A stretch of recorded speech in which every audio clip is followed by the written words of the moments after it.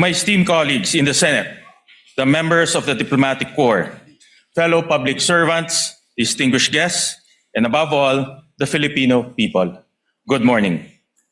Handa ang inyong Senado na harapin ang mga hamon ng ating bayan ng may linaw na layunin at agarang pagkilos. Naririnig namin ang hinaing ng bawat Pilipino at naunawaan namin ang bigat ng kanilang pang-araw-araw na buhay. Kaya ang bawat panukalang ating isusulong ay dapat magbigay ng konkretong solusyon sa kanilang mga pangangailangan at magbukas ng mas maraming pagkakataon upang makamit nila ang kanilang mga pangarap. Our work begins with the economy because no vision of national progress can take hold while families struggle to meet their basic needs.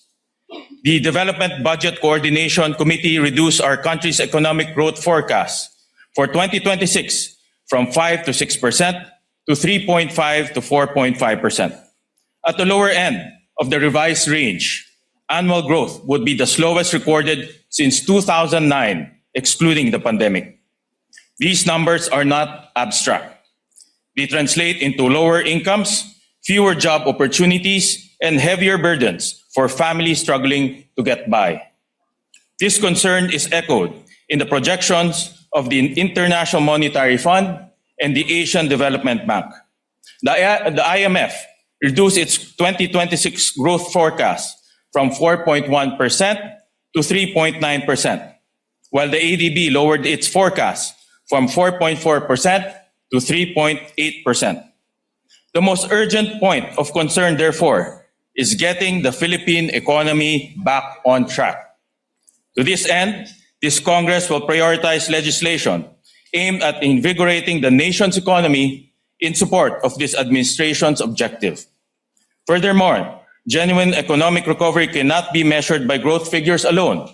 It must be felt in the things that really matter: affordable goods and services, secure jobs, and food on the table. The national budget is our most powerful tool for stimulating the economy. It is imperative that the 2027 national budget be passed on time. Its timely passage allows funding to reach critical services and ensures that new projects can begin as scheduled and meet their deadlines. The Senate also introduced significant transparency and accountability reforms in the 2026 budget process, including the live streaming of the bicameral conference and the uploading of all budget documents to the Senate Transparency Portal. These reforms must continue so our people can see that government is accountable and reliable. Kasabay ng maagap at masusing pagpapasa ng pambansang budget para sa susunod na taon, 5 pangunahing usapin ang tututukan ng inyong Senado. Mataas na presyo ng mga bilihin, maliit na take-home pay ng mga manggagawa, mahal na singil sa kuryente, kakulangan sa infrastruktura at transportasyon, at kawalan ng kasiguraduhan sa hanap buhay. Anuman ang ating katayuan sa buhay, ramdam nating lahat ang bigat ng mga problemang ito. First, we will address the continued rise in food prices. Over the past year, the average price of regular milled rice, a staple in every Filipino household, increased by almost 20%. Upang matiyak ang sapat na supply at abot-kayang presyo ng bigas, bibigyan natin ng prioridad ang mga amenda sa Rice Tarification Law na kabilang sa mga prioridad na panukala ng LEDAC. Titiyakin din natin sapat ang reserbang bigas ng NFA habang pinoprotektahan ang kita at kabuhayan ng ating mga magsasaka. Pangalawa, sa ating tututukan ang perang na iuuwi ng ating mga manggagawa. Dito nakasalalay ang kanilang kakayahang mapag-aral ang kanilang mga anak, magbayad ng kuryente at matugunan ang mga pangangailangan ng kanilang pamilya. Dahil sa mataas na inflation, nabawasan ang purchasing power o tunay na halaga ng perang kinikita ng ating mga kababayan. Ang halaga ng 100 piso noong 2018 ay katumbas na lamang ng 74 pesos ngayon. Kaya magiging prioridad ng inyong Senado ang Ginhawa Bill. Simple ang layuning ito, dagdagan ang take-home pay ng ating mga manggagawa. Sa ilalim ng panukala, ang kumikita ng hanggang 400,000 pesos sa isang taon ay hindi na magbabayad ng income tax. Tataasan din natin ang tax-free ceiling para sa mga bonus. Alisin din ang buwis sa overtime pay, holiday pay, night shift differential, hazard pay at service charge. Third, we will address the rising cost of electricity. Since December of last year, residential electricity rates in Metro Manila have steadily increased. By June, 4 months into the US-Iran war, consumers were paying as much as 14.50 pesos per kilowatt hour, up from 12.20 pesos during the same period last year. According to the recent Department of Energy briefing, the Philippines recorded the highest average electricity rate among ASEAN countries in June. These increases place an unfair burden on consumers and underscore the need for effective electricity regulation. Your Senate will work closely with the Executive and prioritize another LEDAC measure, the ERC Strengthening Bill. This measure will improve oversight, hold industry participants accountable, and ultimately protect ordinary consumers. The burden of high electricity costs extends beyond electricity.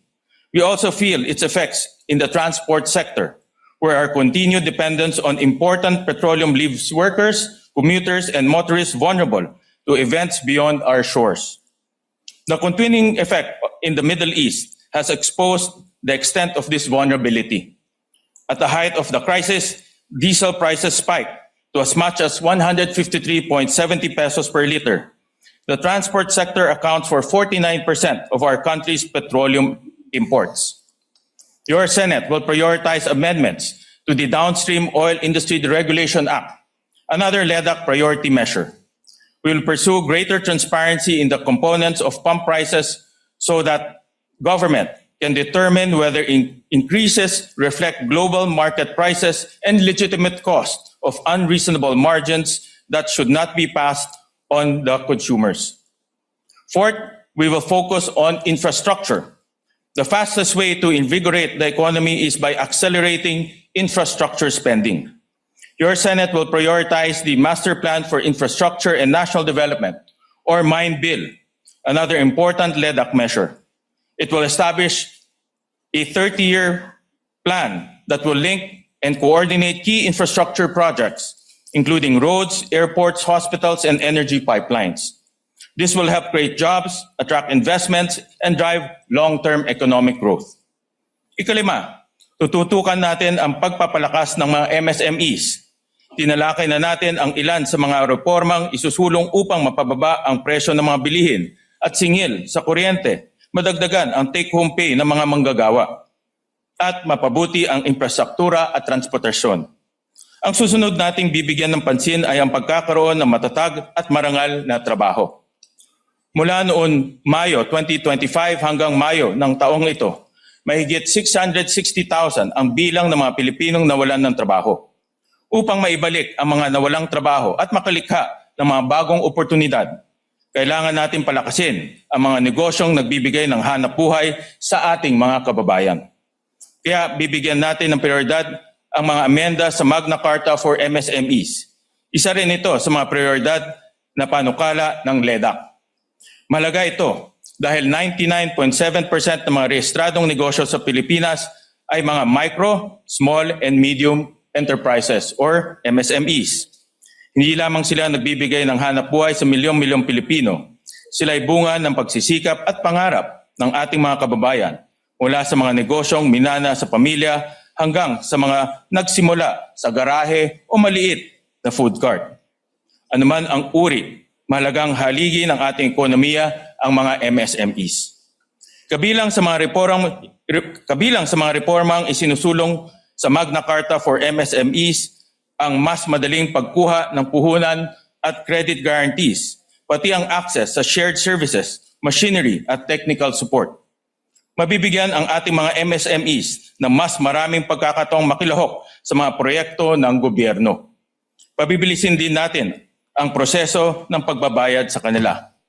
Malaking bagay ito sa pagpapalawak at modernisasyon ng negosyo. Sa ganitong paraan, matutulungan natin makaraos ang mga MSMEs sa paghina ng ekonomiya para hindi mawalan ng trabaho ang kanilang mga empleyado. The 5 aspects we have discussed are closely interconnected.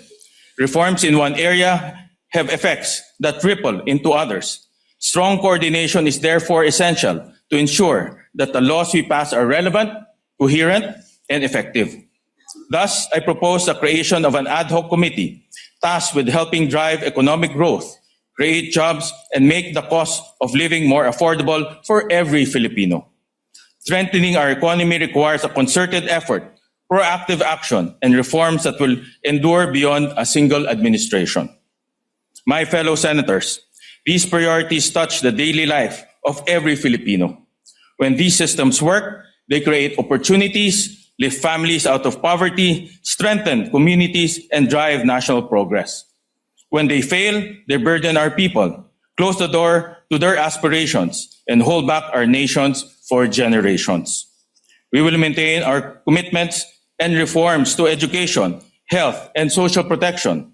These are also essential investments in the future of our people, vital components to our long-term growth, and meaningful response in times of natural disasters. We will give close and sustained attention to preserving the gains made possible by our historic 1.3 trillion peso education budget for fiscal year 2026, equivalent to 4.4% of our country's GDP. This gives us a genuine opportunity to pursue significant reforms in a sector that shapes the lives of Filipino learners and determines the future of our nation. Maraming pagsubok ang hinarap ng ating bansa nitong mga nagdaang buwan. Ngunit sa bawat hamon, patuloy na ipinapakita ng bawat Pilipino ang kanilang tatag, sipag at kakayahang bumangon. Let us build an economy worthy of the strength of our people, one where work provides security, daily needs are within reach, and the fruits of growth are felt in every Filipino home. Let us be a nation that fulfills our potential, where laws protect livelihoods, institutions safeguard our people's well-being, and the government delivers effective, consistent, and compassionate service. The task before us is urgent and clear. Let us come together as one Senate, one government, one people, and set our nation towards a horizon of progress for every Filipino in every generation. Maraming salamat po. Mabuhay ang Senado, mabuhay ang Pilipinas.